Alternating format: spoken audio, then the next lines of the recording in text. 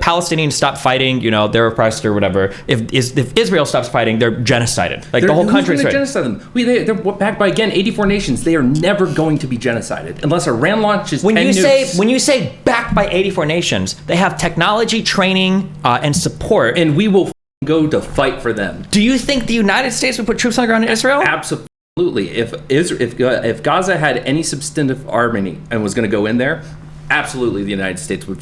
I feel like that gets us really close. Do you know it's illegal in 38 states for a teacher to just BDS thing? Okay, yeah. I think that U.S. troops on the ground in Israel, I think gets us significantly closer to World War III than any part.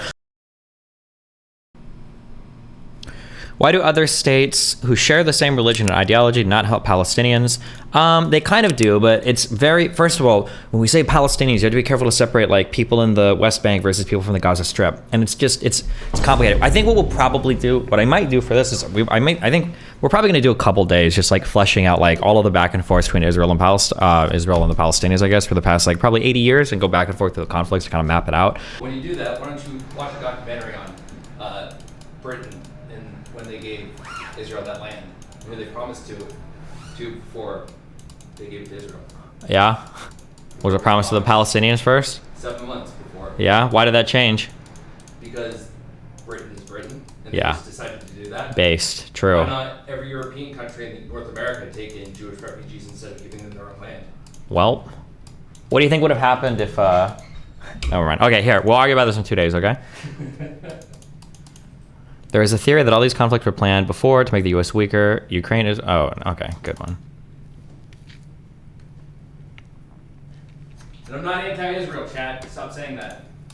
You can't be. You're prior military. You gotta love the Jews, okay? They're our best friends. I do love Jews. I want to be one. Yeah? Yeah. But, there's a reason they keep it kind of hard to get into. I'm pretty sure it's pretty easy to become Jewish. It's not.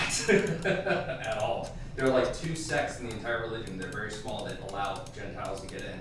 Otherwise, are you sure? Because I hear the exact opposite from. I researched it because I wanted to be a Jew. No shot. I'm pretty sure it's fairly easy to get. Google it or ask Chad. You have plenty of Jewish chatters. Ask them.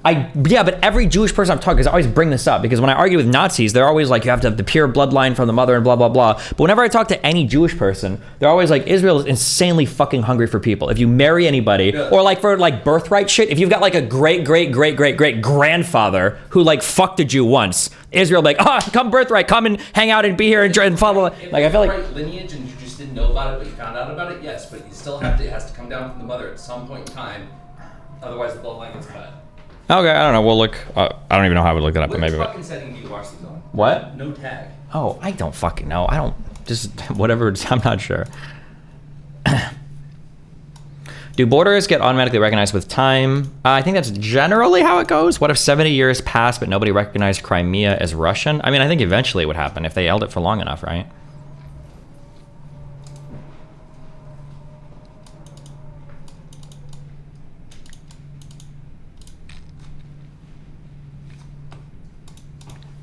Or maybe my friends were talking about how easy it is to become Israeli and not necessarily Jewish. Maybe that was the difference.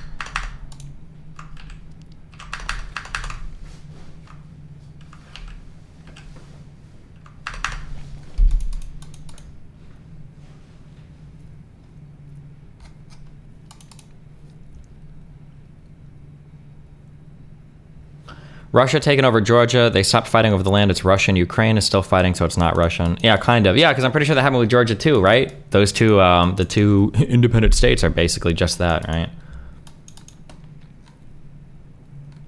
Would you support increased U.S. involvement in Israel?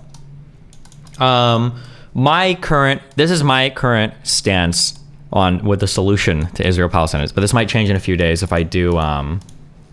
This might change in a few days after research. What I feel like should happen is Israel, Palestine, and probably most of the Middle East, okay, should come together and create a two-state solution where Palestine has their territory Israel has their territory. Probably would involve pulling back a lot of, or the majority of the settlements from the West Bank, okay? Palestinians would get their state. They might be separated or not. Israel would get their state. There'd be travel between Gaza and all that. The embargo, the blockades would be removed. Israel would have absolutely no say over the security of any of the Palestinian territories, the Golan Heights, or whatever, go back to Syria, right? All this would happen, okay? Every state would sign off on it. But the agreement would be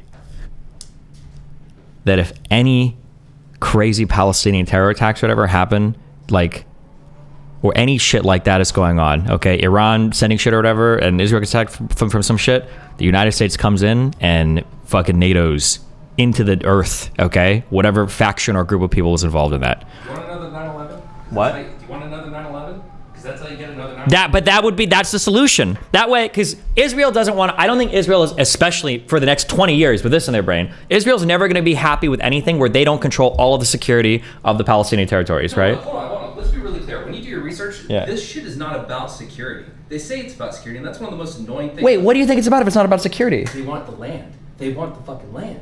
They want the land. The only reason they even have as much land as they have is because they were invaded by like 15 different countries at once. They fucking use that. Do you think they would have gotten the land if everybody tried to invade them and lose? No, they got the land because they were backed by fucking strong Western governments that gave them it's like dropping fucking Delta Force into the fucking Brazil 300 years ago. Yes, but like for instance, like for the 6-Day War, the only reason Israel was able to expand so much is because 3 countries tried to invade them at once and they all lost. Otherwise, Israel wouldn't have had any of that land. Backed and powered by Western government. Then maybe the other Arab countries should have invaded them. That's not how it is, because they should have done it in the first place. Because it was promised to the Palestinians. Who cares? The Palestinians were just a group of ethnic people. They didn't have a country. They didn't have a government. They didn't have a... In the 1500s, that land was conquered by Britain. So from 1500s to 1917, that fucking land was owned by Britain. Britain promised them that within like 9 months of that land being given back to the Arab people from the Ottoman Empire, they said, you know what, we're going to give this to the Israel. Also, I don't even know if Israel was Western-backed in the 40s and 50s. Yes, we put them there, we trained them, we trained and militarily disciplined them. Militarily supported them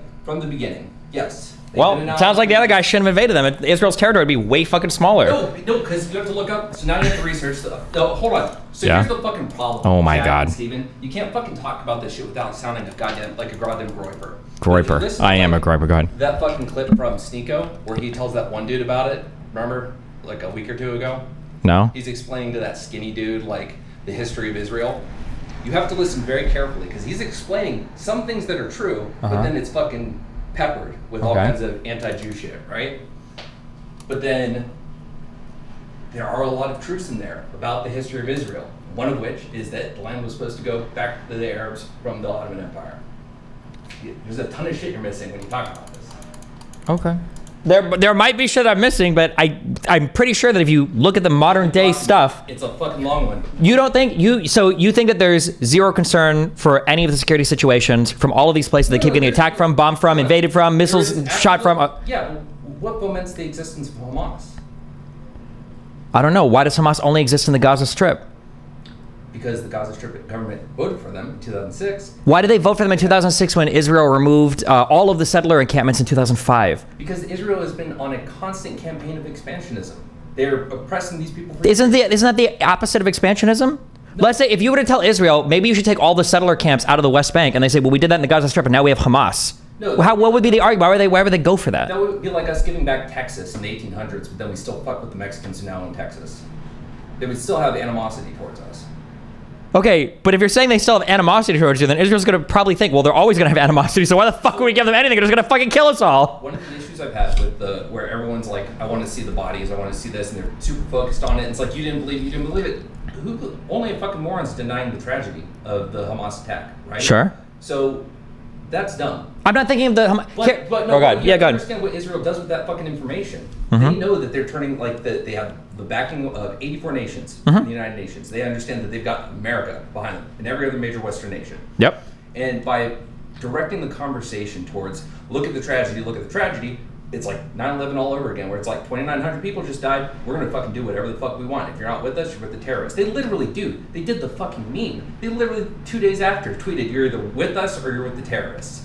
Yeah, of course, yeah. But no, that's not how this fucking works, because they just shelled 5,000 fucking Palestinian civilians. So, well, hold on. First of all, civilians is everybody in Palestine, okay? Number one, you think Hamas is saying, okay, you killed 700 of our fighters and 2,000 civilians? They call everybody a civilian, and they call everyone a child. So a 17-year-old with an AK-47 in their hand is an innocent civilian that was killed by Israel. There is no substantiated reporting that they are fucking mowing down children carrying AK-47. There's no substantial reporting that is of any number of civilians killed. That they have wiped out 1/6 of Hamas. Oh, I don't even know if the reported dead numbers, my understanding, only comes from Hamas.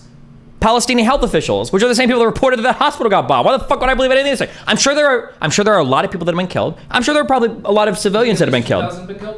The actual numbers, bro, Israel's been bombing a lot. It's possible that 2,000 have been killed. It's more. It's possible that if it came out there was a huge dig of the old body, it wouldn't surprise me if there was like over 5,000 killed. I could totally say that being the case. But like, there's a big difference between saying like it's possible that anywhere from 2,000 to 10,000 people have been killed versus 4,000 civilians have been killed. I don't believe that. You have to fucking understand that they are not like discriminately bombing these people. They're shelling neighborhoods. They're not. Hold up. There's video footage of Israel just missile striking and destroying whole neighborhoods. Whole city blocks, yeah. I would be curious to see that. You should send it to me. I absolutely will. Because if Israel is indiscriminately bombing neighborhoods without any warning or whatever first and leveling entire blocks, I'd be curious to see that. That'd be really bad. On the Human Rights Watch as a reliable source, so I'm curious what your feelings are on Human Rights Watch. What do you mean? The UN part? Yeah. I think they're generally okay. Yeah. Okay. Yeah. That's my source. Yeah. Okay. Yeah. Yeah. Like the things they do, like giving like 15-minute warnings to evacuate fucking multi-story apartment buildings. Sure. Well, to be fair, they've given. It's been over a day or like 2 or 3 days before, right? Before warning that they were going to be going through northern Gaza, right? The first big set of bombings, less than 24-hour notice, and for individual buildings that they were going to bomb, 15-minute notice, drop a charge on it, right? You can't fucking fire drill a building in that fast, let alone like have someone come to the building and say, hey, we're going to do this. Like, so look at Fallujah, right? Fallujah, first battle of Fallujah, 4 weeks, 600 civilian casualties. That was after multiple days of effort with Americans helping people get out. That's with Americans sending flyers. That's with Americans using interpreters over the loudspeaker, right? 4 weeks of fighting, 600 casualties. Second battle of Fallujah, 6 weeks. Same drill, get the fuck out, shit's about to go down. Still 600 casualties. Israel, first fucking day of bombing, 600 casualties reported. Supposedly. I understand the skepticism of a government that is controlled by Hamas, but at the end of the day, like the level of effort that they're engaging with against Palestine, the way they are bombing them, the way they're handling this conflict is disproportionate to what happened. And we're learning, it's like people who would have shit on Bush a week before this are now defending this kind of action. There's a difference between the United States taking action in the Middle East versus Israel taking action in the Middle East, though. But right? The difference. Wait. The difference is that whether or not Israel wins or loses, I don't think it fucking matters in the grand scheme of things to the United States, right? Because, let's say we lost the war in Iraq or whatever, who cares? But for Israel, I think there's a much bigger concern because for Israel, also fuck you, I haven't done my research yet. You're making me fucking argue this. For Israel, the scary thing is, let's say that attack from the Gaza Strip was more bad. Let's say it was like 3,000 or 4,000 people killed. And let's say that the other nations around that did start small attacks, because I believe Hezbollah did start to fire rockets into northern Israel. Let's say that they would have been more emboldened and attacked. The scary thing, I think, for Israel, and the reason why they're probably a bit more aggressive in their action, is because there's this, what is this saying? Like, if the Palestinians stop fighting, they're oppressed or whatever. If Israel stops fighting, they're genocided. Like, the whole country is genocide them. They're backed by, again, 84 nations. They are never going to be genocided unless Iran launches 10 nukes. When you say backed by 84 nations, they have technology, training, and support. And we will go to fight for them. Do you think the United States would put troops on the ground in Israel? Absolutely. If Gaza had any substantive army and was going to go in there, absolutely the United States would defend them. I feel like that gets us really close. Do you know it's illegal in 38 states for a teacher to speak? BDS thing? Okay, yeah. I think that U.S. troops on the ground in Israel, I think gets us significantly closer to World War III than any part. Like, I'm pretty sure there are like 4 or 5 different Middle Eastern nations who say that, like, this is the line in the sand. Like, if U.S. troops are in Israel, all help. Iran's army, it's not going to be cyber warfare or funneling money. It's going to be armies now from all the Middle East. I did bring up the BDS shit just like as some random point. Like, ingrained in the United States for decades, like, platforms on left and right have been built upon Israel as a nation, right? Mm-hmm. We have laws, and it should be the most infuriating fucking thing that you can't speak against Israel in any kind of BDS way and maintain your job as a public educator. That's fucking batshit. What other nation do we fucking give that to? Wait, why are we jumping to this? No, because my point is that within American existence is the idea that Israel must be protected at all costs. I agree. Right? Yeah, absolutely. So the idea that we would do fucking nothing. I didn't say we would do nothing. I just don't know if we, like, for instance, if Ukraine, I think Ukraine is very important to the United States and very important to Europe. You agree with that, right? They're very important to our support for them, right? Well, if Russia was super winning the war in Ukraine, the U.S. is never putting troops on the ground there. There's never going to be a no-fly zone. There's never going to be actual, maybe some special forces, maybe, for training only. But the U.S. is not putting troops on the ground in Ukraine. Do you agree with that? I think Ukraine, no, but I think the next target, if Russian continued expansionism, I think at some point either the if they hit a NATO country, absolutely. But non-NATO countries, I don't think the United States is putting boots on the ground. Yeah. So wait, somebody said this thing here. The USA didn't put boots on the ground in 1973, and it was brutal for Israel in the first few days. I don't know. I don't even know that conflict. I want to map out like all the conflicts. I'll probably do that tomorrow and the day after. But I don't think. I'm curious if there are like other military analysts or whatever. I don't know. Maybe I'll try to read some. I'm sure that'll come up. But I don't know. I don't think the United States would put actual troops on the ground in Israel. Or actually, here would be a history question. Has the U.S. ever put troops in Israel or enforced like a no-fly zone or bombed people around Israel? I don't know about that. But what I do know is if anything were to happen anywhere near Israel actually being conquered or genocided, it would not stand. It might end up being World War III. That might be the catalyst where it's like, sorry, we are going to this. Like, think about it. Everyone's so gung-ho about, like, Israel must exist, and their whole thing is, and that's a lot of that sentiment is predicated on what happened to them during World War II. So if everyone is going to look at Israel as this state that must exist and must be protected, do you think that they're just going to give it up? Well, it's like, okay, well, we were bluffing. Like, we were really just going to protect them as much as possible. I mean, well, but again, our protection has never extended to actual physical military presence, right? We've never wanted it to. It's a tinderbox. But if it gets to the point of Israel stops fighting, they no longer exist, then you're creating a situation where it's like, okay, yeah, at that point, gloves are off. Look, who's fighting on the other side of that for it to be a world war? Well, I mean, like, I'm pretty sure if Syria and Iran are involved, I'm pretty sure Russia gets involved at some point. I mean, China just deployed fucking troops to the Middle East, so to what? I have no idea. Sorry. Ships. Huh? They just sent ships towards the Middle East. Okay. Yeah, I don't know I don't know China's relationships well enough with Middle Eastern countries to know what their involvement would be, but I'm pretty sure that Russia gets involved at some point if Syria and Iran are involved. Look, in your research, all I want you to do is look at this. 1, counterinsurgency and terrorism. Like, the way to beat Hamas for Israel to seriously consider defense is to make peace with Palestine. 2, Israel expansionism cannot stand. 3, you have to look up like the current people in government, the far right people and what they want. Sure. They're very explicit about how they handle their mindset towards the Palestinian people. Oh no, it's the quotes.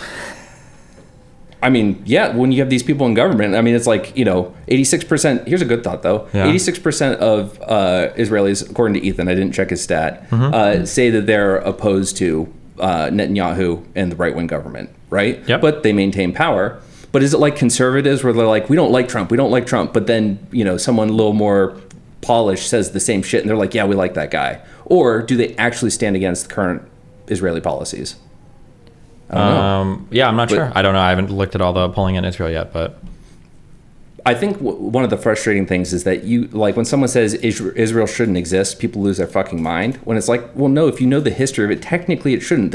I'm a two-stater. I think Israel has been around long enough. It should exist. But I think if people still have the keys or records to their fucking place that was stolen within the last 70 years, an ongoing fucking conflict. The problem is you can justify an infinite amount of like territorial conquest at that point. Like if a Native American comes in from the fucking Minnesiqui, because we subdued them. We subdued, controlled, took over the land, sequestered them off to fuck all other places, and now, sorry, you're part of the fucking nation, buddy. Okay, but that's exactly what Israel is trying to do in the West Bank, right? They're trying to invade, but it's an ongoing conflict. It is ongoing. The fact that it's ongoing is why I think there is justification for Palestinians to fight for, at the very least, the borders they currently have. But you can't ship off the entire country of Israel to Kenya or whatever. I'm a two-stater. I don't want that. Okay. But I do think there should be some more compromise than Israel would ever be willing to give. Current borders, I don't believe are enough. I think there should be some land back. Absolutely. Do I think it should be rolled back to 1948? No, not at all. But, again, after, being a 20-year funded by the United States and the West government, like, Israel's power comes from support from the West. Not only that, they've also done like really well for themselves. Sure, like it is a thriving country. It does a ton of trade. There's a ton of tech that comes out of there. Like they do. It's not just like if what you were saying that was true, Afghanistan would be Israel 2.0. Right? We've put a fuck ton of money in there. We put a fuck ton of military back, and we sent all sorts of shit. They didn't fucking do shit with it. They got rolled over like 3 days by the Taliban. Like Iraq would be Israel 3.0. Oh, we rebuilt the whole fucking country. Like no, like the Israeli people and the people there have done a lot for themselves. And a lot of the military conflict, I'm pretty sure they've stood. Fuck, I would have to go back and read exactly, but like, for instance, for that 6-day war, I don't think that was because they had so much fucking Western support and backing. I don't think anybody expected them to come out on top in that conflict. Well, no, I'm pretty sure we didn't even expect that fucking conflict to happen. Yeah, that's the other thing. I don't think it's fair. I do agree that we support them and they're important for us, but I don't think Israel just stands because, it's just because they got a fuck ton of Western support. Like, they do well on their own as well. It's like... I don't mean when I say on their own, I mean like they're completely, but they do, yeah. To use your analogy, it's like giving Mark Cuban or my mom $100,000, right? Mm-hmm. You give my mom $100,000, that shit's going to be gone and there's going to be no ROI and it's going to be spent. You give Mark Cuban that $100,000, he's going to do well with it. I mean, so that's how I'd compare like Western support to Israel versus Afghanistan. Plus, again, like Israel was more primed to be open and receptive to Western support.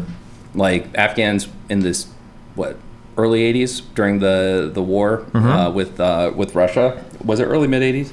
Sure. We came in, we gave them man pads, we gave them a little bit of training and all that stuff. Israel, it was like fucking we built that nation. Everyone helped build that nation. But one thing, I'm sorry, you just reminded me. I think that Jewish people, because their culture, whatever the fuck else, I think that they just... Are you saying they excel at everything, Stephen? No, I'm saying that they align more culturally, I think, with Western values. Yeah, absolutely. And I think that Western, I'm going to do the full white nationalism, I think Western values are superior to like a lot of the quasi-Islamist, theocratic, whatever dictatorial regimes that seem to be part and parcel with the Middle East. Right? I think that that's a large part of why Israel's been successful. I think it's the most important part. It's not just because of Western support. It's because of the types of cultures, governments, societies that Israeli people or Jewish people tend to support. I think tend to be better than Islamist, jihadi, Jafari, whatever the fuck. But we work with Saudi Arabia and all these other nations. If Palestine had resources, so here's the thing: a lot of people, even like in America, like with awareness of what's going on in Palestine and Israel, do not support expansionism. So if you talk to someone and you say, "Do you support the expansionism?" They say no. It's like, okay, cool. But then it's like, okay, cool. Now let's say Palestine has like significant number of resources, like stuff for microprocessors and oil, right? Well, would everyone turn on a dime and say, well, let's support Israel's conquest? Or would suddenly Palestine have a bargaining chip at the table? I sound like an asshole, but I don't know if it would be the same. Because again, like I said, look at the relationship that every surrounding country has with Palestine, right? Or the early Palestinians' relationship with the Muslim Brotherhood, them assassinating Egypt's leader when they got time in there, them going up to Jordan and then fighting back from Egypt there and trying to like coup and kill their leader, them going to Lebanon and trying to coup and kill their leader, and then stealing territory from them so they could fight Israel from that territory. Like everybody in that region hates Palestinians, not just Israel.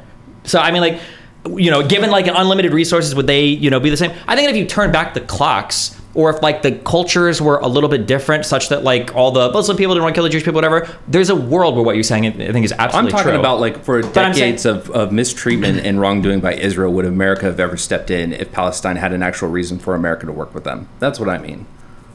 There's a lot of shit that we haven't been called out on. Everyone's too much of a fucking coward to do that. And everyone knew, wasn't it Vosh tweeted it or something like that? Like, a lot of innocent Palestinians are going to suffer for this. Like, that's exactly what happened. We knew the reaction that Israel was going to have. And it's on Israel to be proportionate in their response. They're the ones with the power. And that's the issue. When you say be proportionate with their response, though, I think that the problem is that people they frame it as a conflict between Palestine and Israel, but I don't think Israel feels that way. They feel like it's a conflict between them and the Arab world. I mean, they do treat Arabs like second-class citizens. Aren't there literally Arabs in there? 20%, and they are treated like second-class citizens. Don't they have Arabs in government? Like, aren't there a couple Arab members and there were black people in government in the 1800s. There weren't black people in government in South Africa during apartheid. I'm just saying, when you say second class, wait, there were black people who were members of Congress in the 1800s? Yes, fucking, what's his name? I can't remember his name. He's from, I think he might have been from Maryland. There might have been, actually, I don't know. Yeah. But either way, the point is that, like, yes, they exist, but they're still second class citizens. Like, so, like, at one point, women were second class. When you say second class citizens, what do you mean by that? I mean, they are not treated the same. They do not have the same rights. Yeah, I understand that. But like, what rights don't you have as an Arab in Israel versus I have a list in my notes. I'll get that for you. Okay, we'll do that. Well, when you look at the one thing I do want you to look up is, I had it. I'll come back to you with that. I gotta go put the washer on. Okay, be careful. I love you. Well, listen, we'll talk in a few hours. I'm about to do kick or keep. That's Israel's policy towards Palestinians. Yeah, true.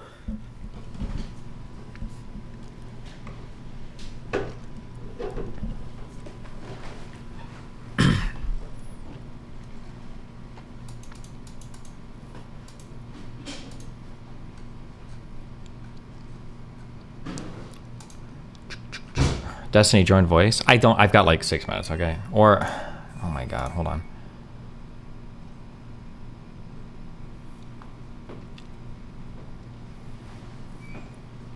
All right, I'll be back in an hour.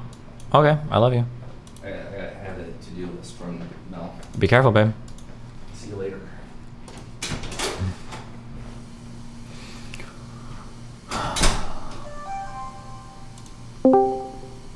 Yeah. Oh, my IDF shell. Yeah, so one, Lycan's just actually straight up lying to you. So the 24 hours thing, that was a UN thing. Israel never said anything about it. 24 hours thing? Wait, what are you talking about? So at the very beginning of the war, there was 24 hours for North Gaza to evacuate. That was the UN. That was not Israel. Israel never put a time frame. They just said civilians need to evacuate. The second issue is if you think about how many wait. The issue was what Lycan was claiming was that they didn't have enough time to reasonably evacuate. So he's saying that the bombing happened before Israel declared they were going to ground invade, and when they were going to start bombing, that Palestinian people didn't realistically, or Gazian, I don't know the fuck, people in Gaza City didn't realistically have enough time to escape before the bombing began. That was Lycan's claim. Do you think that's true, or do you think that's false? I think that's absolutely false, because at the beginning, they were still doing the roof knocks, at least for the first 2 to 3 days, where they would roof knock and then they would bomb. Obviously, that's changed now, but for the first few days of the war, they were still doing the same thing that they were doing before. The second issue that I have is that, Hamas says 5,000 people have died. I don't know if that's true or not, but if you think about it, if you've dropped 6,000 high explosives, some of these unguided, into what is a horribly populated city. Sorry, I'm in the middle of something. But if you're in the middle of a hugely populated city, right, and you're dropping 6,000 munitions and you only have 5,000 dead, that seems very, very, very targeted to me. If you're dropping 6,000 munitions indiscriminately... Well, hold on. I understand what you're saying, that the kill count could be way higher. But the counter argument would be that if you're killing 5,000 people, even if it's somewhat targeted, like what is the civilian cost and what is the infrastructure cost? Like, is it a proportional response? And is it fair that Israel can just fucking lay waste to huge parts of Gaza City in retaliation for the attacks? Like, isn't the collateral damage going to be way too high? Yeah, but the thing that you're comparing it to isn't how many people that are killed versus how many were killed by the attack across the border. It's proportionate to the number of Israelis, IDF soldiers, that are going to die when they have to go in on the ground. And I think that's the proportionate number that you're looking for. And the question for the Israelis is how many Gazan civilians can they kill with the air campaign versus sending in the IDF. And as soon as the IDF goes in on the ground, that number that's been killed by this air campaign is going to look comically small. Any bombing campaign that they do right now is going to be infinitely smaller than any civilians that are going to be killed as soon as the IDF goes in on the ground, and any killings and bombings that they're doing right now is going to save Israeli lives. And that's the comparison that needs to be made. If you look at Mosul, if you look at Kabul? Mosul? Yeah, Mosul. Yeah, sorry. Okay, so you're good. Yeah, so in these places, I want to say in Mosul, there was about 8,000 al-Qaeda fighters, and America came in with 100,000 on our side between the U.S. Army, the Iraqi police, and what was the Iraqi army at the time. We suffered thousands of casualties, and towards the end of that, we were literally, if we took fire from a building, we would blow that building up because we were taking too many casualties. And this is from a force that had only had a few weeks to embed themselves into the city, whereas Hamas has literally built hundreds and hundreds of miles of fortified tunnels throughout all of Gaza. This is probably going to be the ugliest conflict that we see in our lifetime, and that any bombing campaign that's been done by the IDF so far is going to pale in comparison. And yeah, it's going to be really ugly. Wow. Thanks. Okay. Well, listen, you and Lycan can do battle next time. Sounds good. Enjoy your TV show. Oh, I love you. Bye.